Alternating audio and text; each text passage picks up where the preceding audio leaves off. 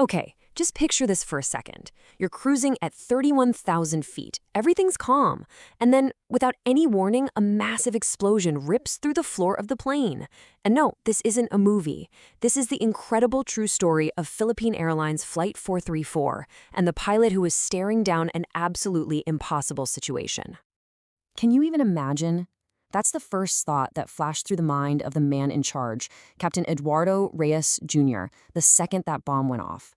He genuinely believed it was all over, but what he did in the minutes that followed, well, that would become the stuff of aviation legend. So let's set the scene. The date is December 11th, 1994. The flight is PAL 434, a huge Boeing 747 with 293 people on board, headed from Manila to Tokyo. Let's dig into exactly what happened that day that turned a totally routine flight into a desperate fight for survival.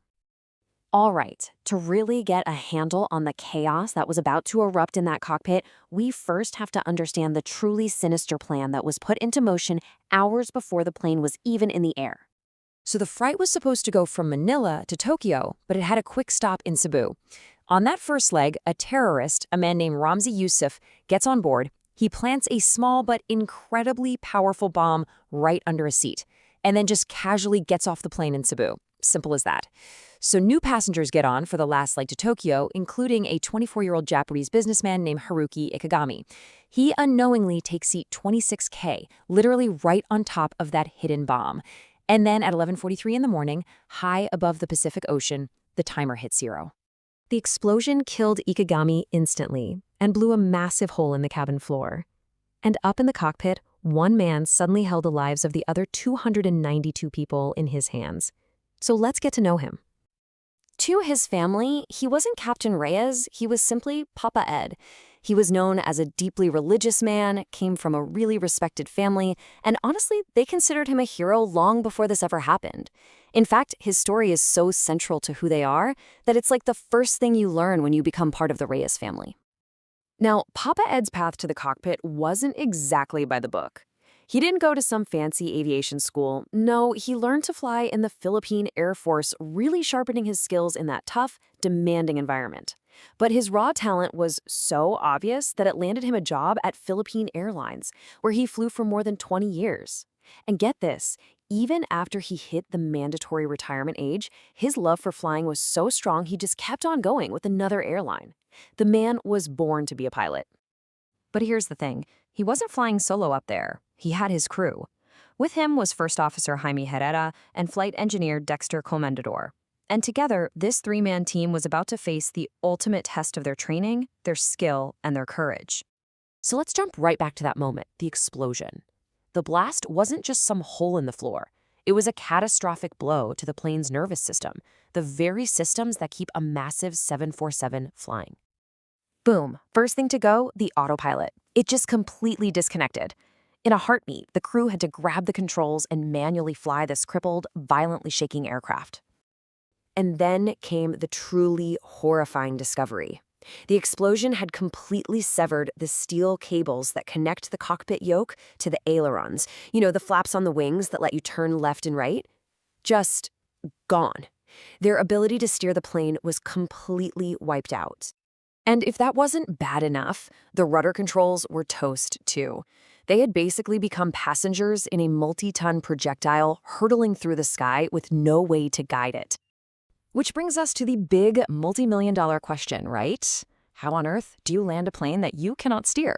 There is no chapter in the flight manual for this. You are completely and utterly on your own. So faced with a crisis that no pilot had ever faced before, Captain Reyes had to basically invent a solution right there, on the fly, literally, drawing on decades of experience in just a matter of minutes. Okay, what he came up with is it's pure genius. First, to steer the plane, he used the engines. Not the wings, the engines. It's a technique called differential thrust. By carefully giving more juice to the left engines and easing up on the right, he could slowly nudge this giant airplane into a turn towards an airport in Okinawa. Next, they dumped a bunch of fuel to make the plane lighter and a little more manageable for the crazy approach they were about to attempt. Every single move was a complete reinvention of how to fly a plane. Now for the final approach, with the runway just rushing up to meet them. It took the combined physical brute strength of all 3 men in the cockpit. Papa Ed yelled out his last command, "Pull!" And together they all yanked back on the controls with every single ounce of strength they had, just to get the nose up enough. And against every possible odd, they landed. Safely. It was nothing short of a miracle. So the passengers were safe, but believe it or not, the story was far from over. Because the bombing of Flight 434 wasn't just a random act. It was actually just the opening move in a terrifying global conspiracy. Months later, after things had started to get back to normal, the FBI shows up at Papa Ed's house. Turns out, the bomber, Ramzi Yusuf, had been caught. And Captain Reyes, the man who survived the attack, was now the one key witness who could help put him away for good. And it was through his testimony that the true, horrifying scale of what he had prevented became crystal clear. Investigators discovered that Yusuf's attack was just a dress rehearsal for a much, much bigger plan. Its codename, the Plot. So you have to understand this crucial point.